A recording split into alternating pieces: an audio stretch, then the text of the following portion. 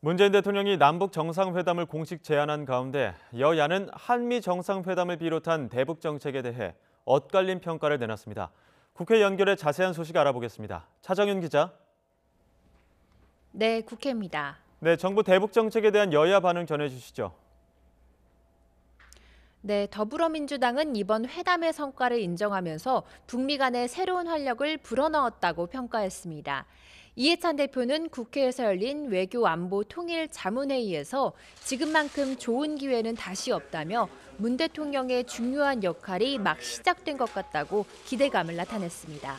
그러면서 이번에 남북 북미 관계를 어떻게 푸느냐에 따라서 8천만 민족의 사활이 걸린 중요한 시기라고 강조했습니다. 문재인 대통령이 오늘 수보에서 말씀은 한반도의 평화는 우리의 생존 조건이다라는 그런 아주 절박한 말씀을 하셨습니다. 네, 반면 자유한국당 황교안 대표는 누가 봐도 명백히 실패한 사실상의 노딜 회담인데도 문 대통령은 정상회담이 잘 됐다고 평가하고 있다면서 지적했습니다.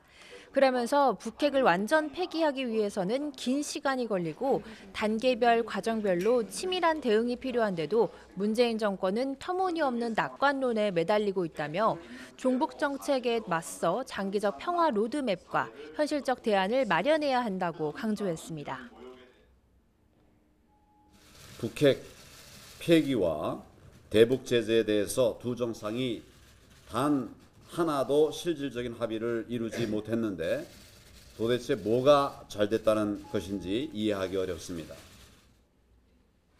이런 가운데 바른미래당 손학규 대표도 기존의 정책으로는 한반도 비핵화 정책을 해결할 수 없다며 북한의 우리 정부의 입장을 더 적극적으로 설명하고 설득하는 역할이 필요하다고 꼬집었습니다.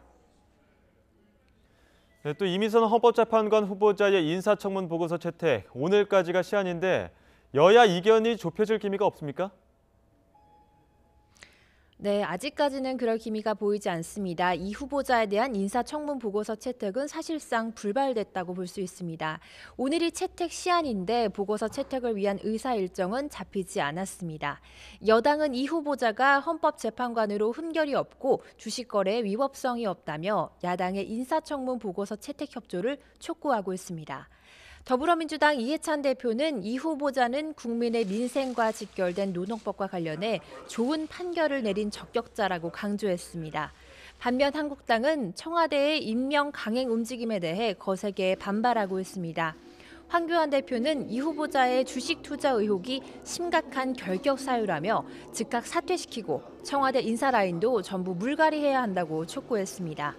바른미래당 김관영 원내대표도 이 후보자를 고집해서는 안 된다며 잇따른 인사 검증 실패를 책임지고 조국 청와대 민정수석을 경질해야 한다고 주장했습니다. 오늘 오전에는 여야 3당 원내대표가 만나 이 후보자에 대한 거취 문제를 비롯해 4월 임시국회 일정에 대해 조율했는데요. 원내대표단은 오찬까지 함께하며 논의를 이어갔지만 인사청문 보고서 채택 여부에 대한 결론은 내리지 못했습니다. 지금까지 국회에서 YTN 차정은입니다.